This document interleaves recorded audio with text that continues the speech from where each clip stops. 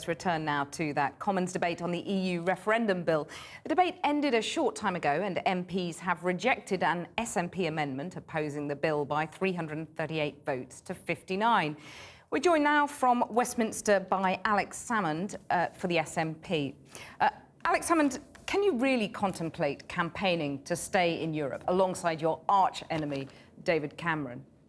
Well, we'll certainly argue the case for Scotland in Europe. I don't think there's going to be a shared campaign. There's just too many differences because we want a positive vision of Europe. We want to say what Europe should be doing.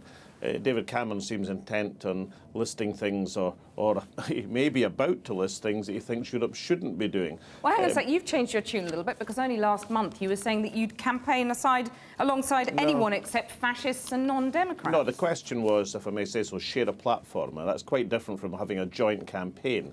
I don't think there's any chance whatsoever of a joint campaign with the Tories. In fact, I think there's going to be a distinct Scottish campaign because there's just so many differences between our vision of Europe and even those who are on the potentially yes side of the argument in the House of Commons. It's just a totally different perspective of how you should conduct yourself in European affairs. Well, let's bring in Owen Paterson, the former Conservative Cabinet Minister and Eurosceptic here.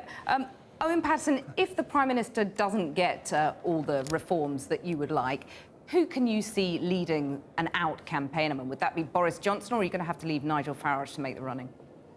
Oh, Kelly, I think you're going miles down the road. I mean, this is a great day. At last, we've got a Conservative majority which has managed to deliver a clear vote for a referendum. The Labour Party's caved in, they're going to join us.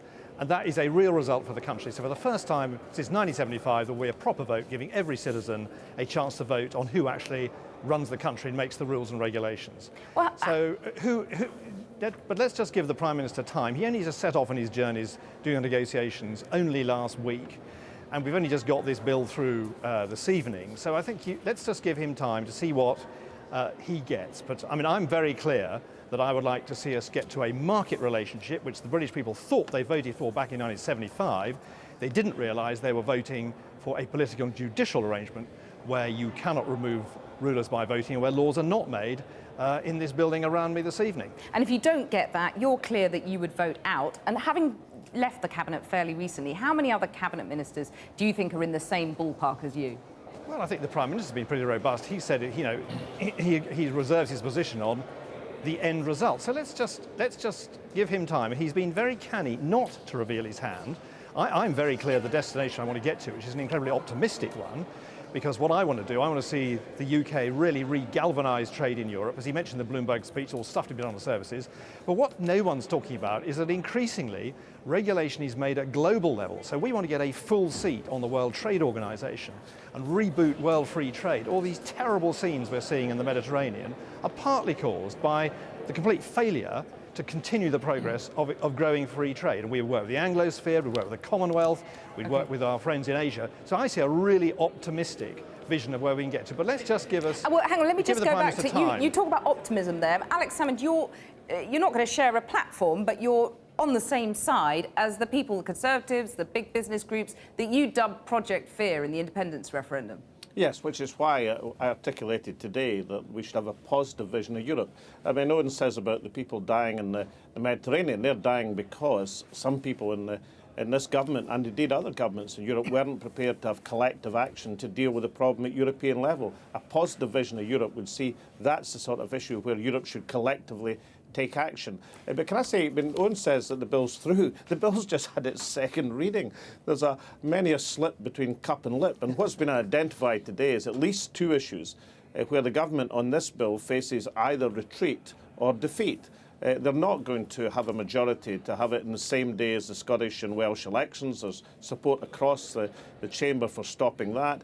And certainly there's a lot of suspicion that the government's suspension of the PEPERA rules, that's the rules governing PURDA and other campaign finances to make sure a referendum's fair and square. There's a lot of people realise that the government shouldn't be allowed to do to a European referendum what they quite disgracefully did in the Scottish referendum, compromising civil service impartiality and a lot of other dirty deeds at the pass. OK, you've got a real battle ahead, though, to get this veto that you want. But I want to ask Owen Paterson that if England votes out, why should the SNP be forced to go along with that against its will? Well, we're called the United Kingdom. We are all part of the United Kingdom. We're voting in a United Kingdom referendum, which every citizen of the United Kingdom has a vote.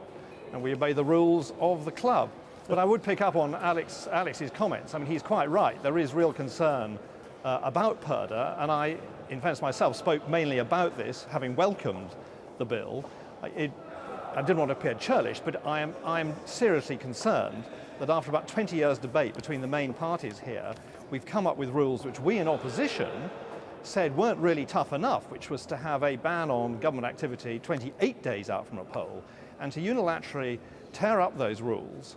I am seriously concerned about, because I think the British people have a real sense of fairness, and they will sniff something's wrong, and if there's a sense that the playing field is not level and that all sides haven't got a fair chance, I'm worried that the integrity of the whole poll will be damaged, and actually the result could be seen not to be legitimate. So I think it is very important that parliamentarians next week, when we get back and go to committee stage, we really do sort out this question of Purdah, which we thrashed out, as I've said, over 20 years, with the Conservative Party in opposition really pushing for toughening up the Purdah rules, not getting rid of them as is proposed tonight.